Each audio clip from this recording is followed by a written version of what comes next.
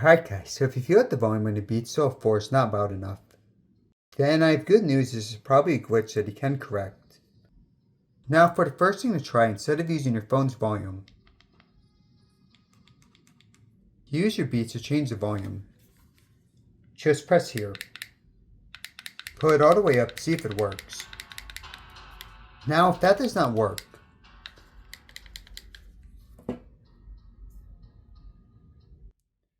then go and restart your phone. This may sound obvious, but it does work for a lot of people.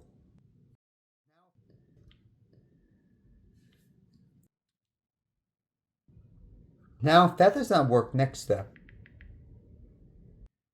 Go into your settings. Go down to the bottom, press on apps. Go and press on music. Then you see sound check. Make sure this is turned off. One more thing, if that does not work, go back to your main settings, sounds and haptics.